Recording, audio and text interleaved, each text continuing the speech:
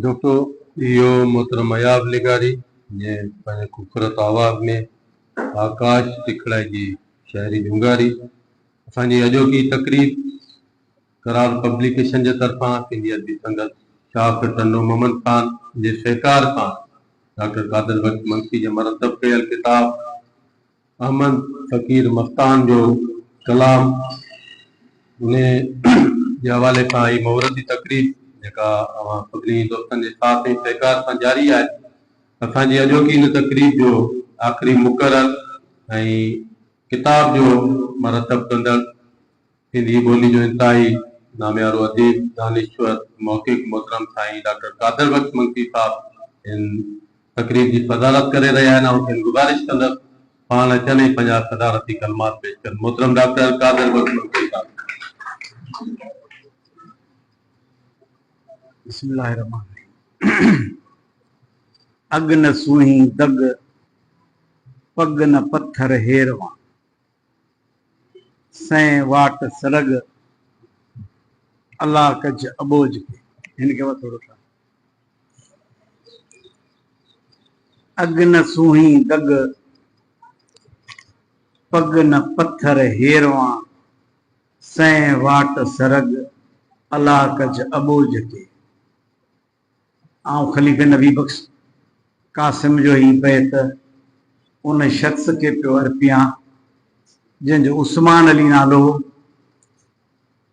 ऐं उहो मुंहिंजो उस्ताद आस लगारी चयो मुंहिंजो उस्ताद हो, मूं भिटाई उन खां सिखियो, पर आऊं बि उनखे पंहिंजो उस्ताद थो मञा, छाकाणि त हू सफ़रनि में मुंहिंजो साथी रहियो। ऐं वॾी ॻाल्हि इहा हुई त हुन मूंखे जॾहिं मूं 2008 में रिसर्च कंप्लीट करे वरिती हुई त कचहरी दौरान चई त यार हिकिड़ा शाइर ॾाढा भला अहमद फ़कीर मस्तान। मूं चयो हाणे ही मोलाई मिड़ई ॻाल्हि पियो करे, चई त आउं तोखे किताब हाणे ॾींदुसि, पर हाणे मूं वटि सवारी कान्हे, मोटरसाइकिल ते चढ़ त मखमूर महेरी खां हली किताब खणी अचूं। असीं वियासीं, मखमूर महेरी असांखे किताब ॾिनो। हाणे ही मुंहिंजे ॻिचीअ में पइजी वियो त किताब छपा। मुंहिंजा ख़्याल ॿिया हुआ। मूं चयो त चाचा उस्मान ही किताब छपजण जहिड़ो ई कोन्हे, हाणे छॾे ॾे हिनखे। चई न ही किताब छपा, आउं मोलाई आहियां न त छपे छॾियां, तूं छपा।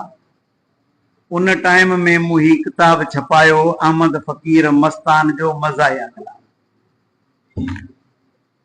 हाणे ॻाल्हि इहा आहे त मज़ाह लतीफ़ साईं बि कयो पंहिंजे वगंद फ़कीर सां, उहो मज़ाह हो ज़रीफ़ हाणे अंदाज़ में। मज़ाहिया कलाम उनखे चवंदा आहियूं जंहिंमें टोक बि हुजे पर नसीहत बि हुजे। शाह लतीफ़ जो मुंहिंजे ख़्याल में इहो बैत आहे त असुर संदो आसरो वगंद खे वॾो जुसे में जॾो पर खीअण में खुंदा खणे। ॾिसो केॾी बहितरीन ॻाल्हि आहे, लतीफ़ साईं जी टोक बि आहे। हू जुसे में जॾो मानी खाईंदो त घणी खाईंदो। इहो बैत कॾहिं लतीफ़ तव्हांखे संगत में बि ॿुधाईंदो। पोइ हिन जी बि शाइरी अहिड़ी हुई जेका ज़रीफ़ हाणे अंदाज़ में हुई, उघाड़ी टोक कान हुई। पोइ मूं हिन खे ॿिनि हिसनि में छपायो। हिकिड़ो लॻी वई लात तू ई तू, ॿियो अहमद फ़कीर मस्तान जो मज़ाहिया कलाम। अॻियां हली मशकूर फ़ोनूं कयूं। पूरी शाइरी हिन किताबनि में आहे कोन। सॼा हथ घत सुहारी विच ॾिती रन सठ अड़े भेण सां, अहिड़े क़िस्म जी शाइरी जेका रहिजी वई हुई। साईं न्याज़ बुलड़ाई उन बि मोकिली। मूं चयो ही मुंहिंजो कमु त अधूरो आहे, जेका शाइरी रहिजी वई आहे उनखे कठे हाणे वरी हिकिड़े किताब में आणणु घुरिजे। इहो समूरो कमु मूं महज़ माना शोहरत जे लाइ न कयो, बल्कि अदब जो हिकिड़ो ख़ातिम ख़िज़मतगार सम्झी कयो।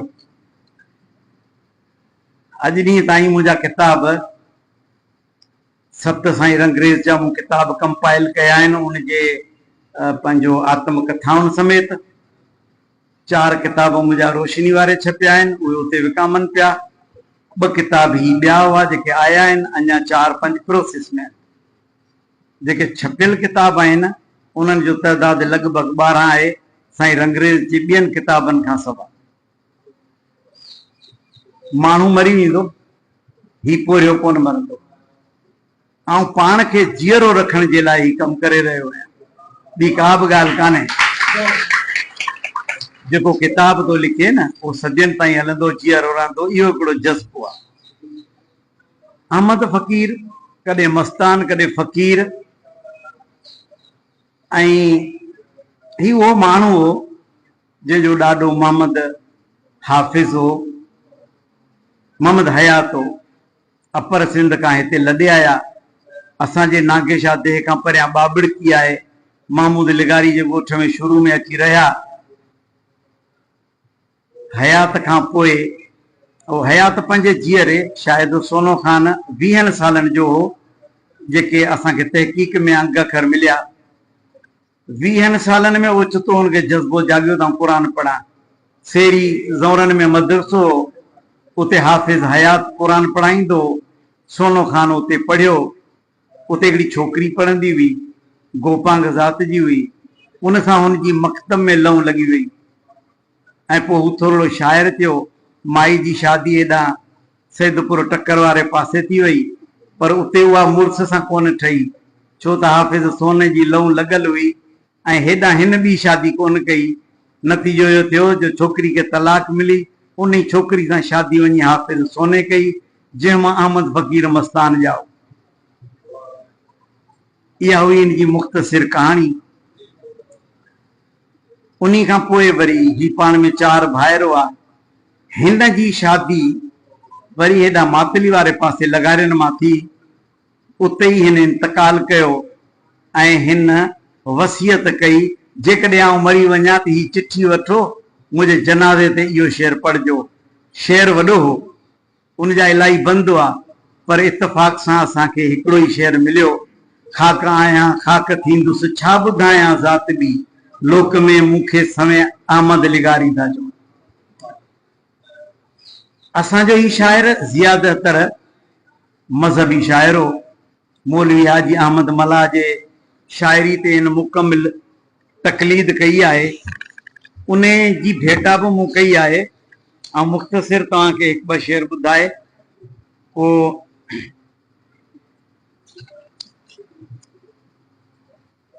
रब गनी गफ़ार ॾे थो हर महल जेकी मंगो, जेको घुरो ॾात ॾे ॾातार ॾे थो हर महल जेकी मंगो।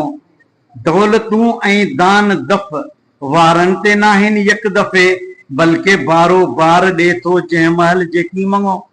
इहा शाइरी आहे मौलवी हाजी अहमद मल्ला जी। हिन उन तां तक़लीद हिन तरह कई, मानकी मारियां जियारियां सॾ सचे सुभान खे।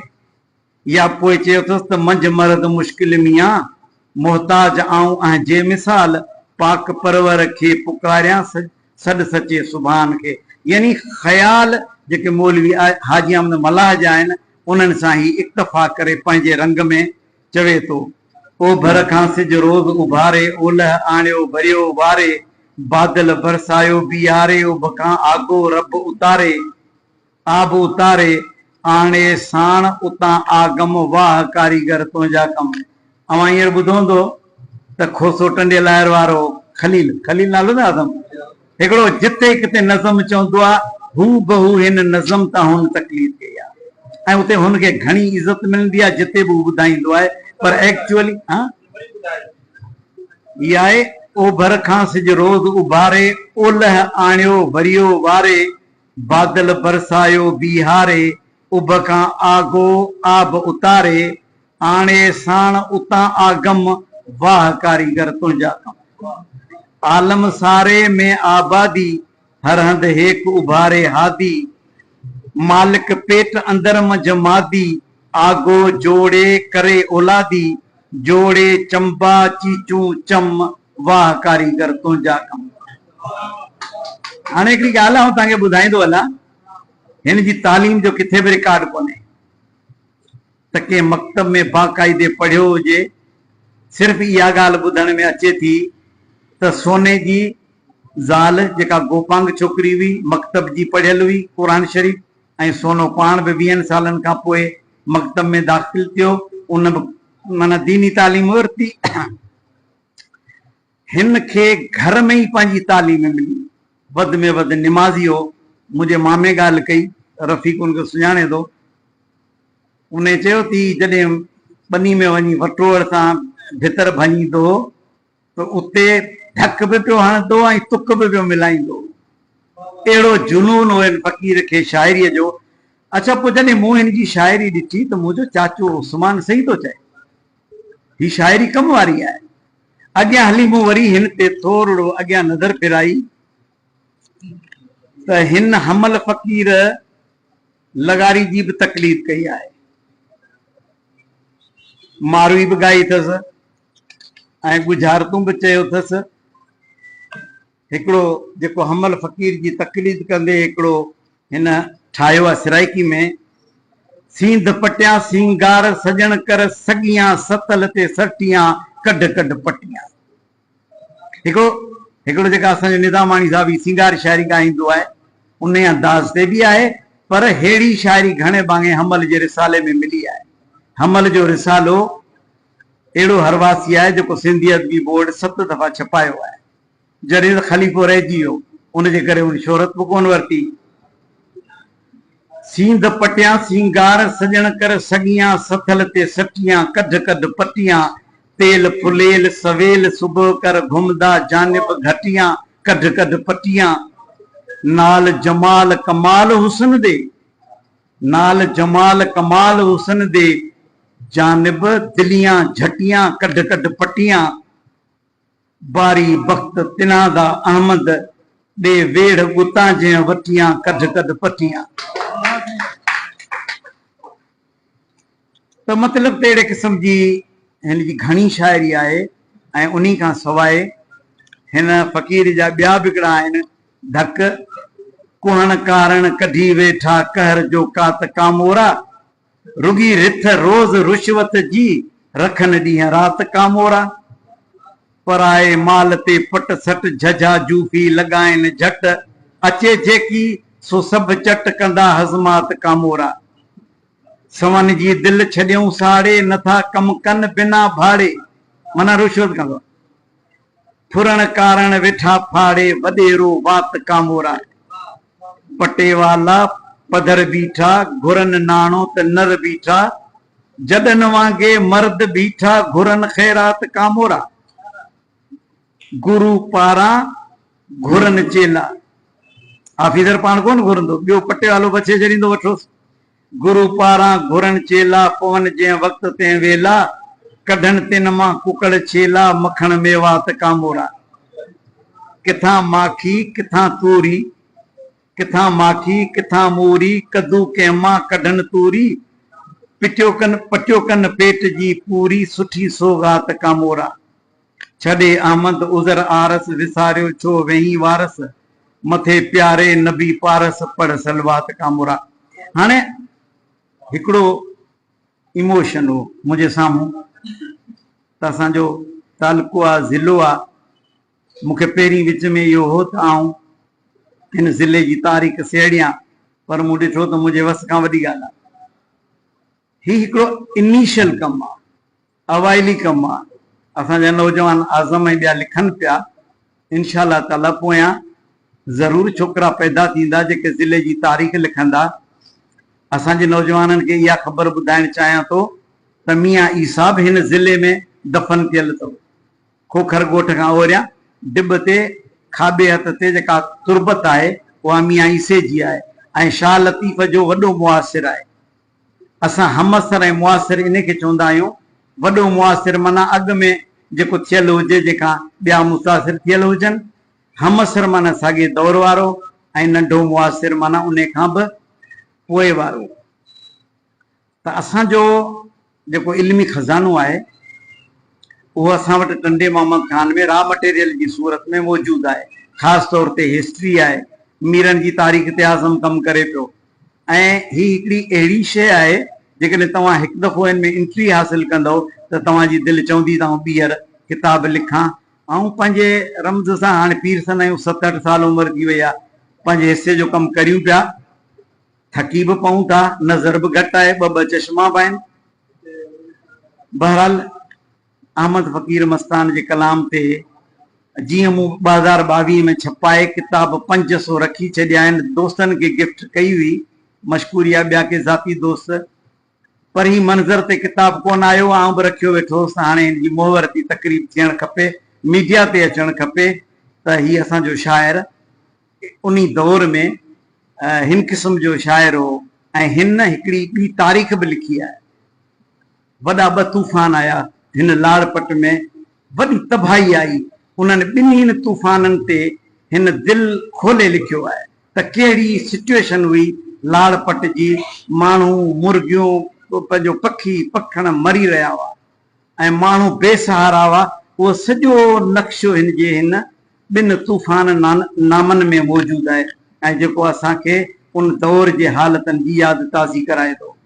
उहा बि शयुनि में आहे, हमद आहे, नेत आहे, वॾी ॿियूं हिन में गुजारतूं बि आहिनि। हाणे ही बाय बर्थ पोइट आहे। कीअं पोइट आहे त हिन जो पीउ जेको सोनो खान हो, जेको पंहिंजे महबूब खां विछड़ी वियो, तंहिं काफ़ियूं लिखियूं। उहे काफ़ियूं अहमद मस्तान जे ॿियनि भाइरनि गुलाम सेन ऐं ॿियनि बाक़ाइदे ॻोठनि में ॻाइण, शादियुनि में, छननि में ॻायूं। मूं चयो त हिन जूं काफ़ियूं किथे आहिनि? इतफ़ाक़नि हिकिड़े ॾींहुं मूं ख़लीफ़े नबी बख़्श जे काफ़ियुनि ते का रिसर्च पे कई त काफ़ियुनि जे जुल्द नंबर 2 में मूं ॾिठो त सोने खान जूं काफ़ियूं लिखियूं पियूं। ऐं मूंखे उस्मान अली ॿुधायो त 2 दफ़ा डॉक्टर नबी बख़्श खान बलोच हिन जे किताब खे वठण जे लाइ हिन जे औलाद वटि आयो, किताब पेती में पिया हुआ, हुननि न ॾिनो। पोइ छा थियो? जॾहिं ही लॾे हिन पासे आया त असीं वियासीं उते, बाबा इहो किताब असांखे ॾेखारियो। हुननि छा कयो, जो हिकिड़ो नोटबुक खणी आया, उन ते पाणी हारजी वियो हो, मस हुई, मस सां लिखियलु हो। अॻे मस सां लिखंदा हुआ, उहा सॼी मस पेजनि ते सेंवरजी वई हुई। हाणे असांखे सम्झ में कीअं अचे? पोइ चाचे उस्मान जी जेका अटकल हुई उनखे तेल हणी, पननि खे बि तेल हणी, वरी आगे हुन ॾेख भला। पोइ धुके ते लफ़्ज़ कढियासीं, वरी मूं हुनखे पढ़ी पे ॿुधाया। मुंहिंजो उरूज़ बुरूज़ जी मूंखे वाक़िफ़ कान थी, जेको चवंदे आउं लिखंदुसि आगे, हा ईअं लिखिजो। बहरहाल हू अज़ीम इंसान हो चाचो उस्मान, जंहिं हिन लगारी खे जीअरो कयो ऐं मुंहिंजो सिर्फ़ु पैसो ख़र्च थियो आहे 2 दफ़ा। ॿी का बि ॻाल्हि कान्हे। मूं जेको आहे मुक़दमो लिखियो उहो मूंखे ई लिखिणो हो, चाचे उस्मान जे वस जी ॻाल्हि कान हुई। पर हिकिड़ी ॿी शइ त हिन जे औलाद मां को बि शाइर कोन्हे, होटल हलाइनि था ग़रीबनि वीचारा। हिन जो ॿियो कलाम हाणे किथे आहे या न आहे मूंखे ख़बर कान्हे। असां पंहिंजे पर में जेको कुझु मिलियो आहे हिन ई किताब जी सूरत में ॾिनो आहे। चाचो उस्मान अली मुंहिंजे उस्ताद इन करे आहे, रफ़ीक जो बि आहे। हू मूंखे हिकिड़े दफ़े चई त शाह जो रिसालो जेको लेटेस्ट आयो आहे, डॉक्टर बलोच जो पोइ गुज़ारे वियो आहे, ॻाढ़े कलर में, चई पेंसिल खणी वेह, आउं मरी वेंदुसि। बख़ुदा इहे लफ़्ज़ आहिनि हुनजा। कीअं मैं मर वेसां तंहिंखूं इहे शइ लिख ॾे वेंदा। पेंसिल खणी मूंखे वेठो पाण, रोज़ असांजी इहा किरत हुई उताक में, आउं बैत पढ़ंदोसि। हू चवंदो न ही लफ़्ज़ हिते ग़लति लिखियो आहे डॉक्टर बलोच, तूं पेंसिल सां पासे में लिखी छॾ, इहो रिसालो वरी तूं छपाइजी तुंहिंजे नाले सां। ऐं उहो किताब मूं वटि शाह जो रिसालो पियो आहे। सो मूंखे त इहा जुरियत ई कान्हे जो शाह लतीफ़ जे उन शाइरी में हेरा फेरी करियां। रफ़ीक भले वञी ॾिसे, खणी वञे मूंखां, पियो आहे मूं वटि ऐं मूं बाहिफ़ाज़त रखियो आहे, उन टाइम जो पियल आहे। चाचो उस्मान हिकिड़ो सुघड़ न हो, पर शाह जो वॾो ॼाणू हो। हू सिट सिट खां वाक़ुफ़ हो ऐं पुछंदो त ही लफ़्ज़ तोखे ख़बर छा आहे? ऐं चवंदो मूंखे का ख़बर कोन्हे। पोइ चवंदो ही गाहन जा नाला आहिनि, अमीर उठलो MA कयो वेठा आहियो। मुंहिंजो इल्मु डिग्रियुनि सां कोन्हे। गुलाम शाह कलोड़ सिंध जो बादशाह अणपढ़ियल हो, पोइ 17 साल सिंध ते बादशाही कई। ॼाम निज़ामुद्दीन कहिड़ो पढ़ियल हो, 52 साल सिंध ते बादशाही कई। त असांजा अहिड़ा आलम हुआ, अहिड़ा माण्हू हुआ जेके दिलि जे अंदाज़ ते अहिड़ियूं शयूं छॾे विया आहिनि जेके असांखे हैरत में विझी विया आहिनि। ही मूं कमु करे वॾो कमु कोन कयो आहे, इहो कमु मुंहिंजा नंढड़ा छोकिरा आज़मो आराब करे सघनि था, पर असांखे जितां बि जेका हिस्ट्री मिले असांजे ज़िले जी, ख़ासि तौर ते टंडे मोहम्मद ख़ान जी, उनखे महफ़ूज़ करियूं। त इहा ई असांजी सोभ आहे, इहा ई असांजी तारीख़ आहे। तव्हांजी वॾी महिरबानी, तव्हां मूंखे दिलि सां ॿुधो, मुंहिंजूं ॻाल्हियूं ॿुधियूं ऐं मस्तान खे ॿुधो। हाणे मस्तान खे पढ़िजो ऐं मूं कुझु किताब साईं खे ॾिना आहिनि पंहिंजे सेक्रेटरी खे, उहो पढ़ंदड़नि खे गिफ्ट कंदो। भला जेकॾहिं कंहिंजी दिलि में नाराज़गी थिए त भले मूंखां वरी वठी सघे थो। फ़िलहाल इहे किताब जेके मूं हिननि खे ॾिना आहिनि से उन्हनि दोस्तनि खे ॾिना वेंदा जेके हिन खे मस्तान खे पढ़नि। महिरबानी तव्हां।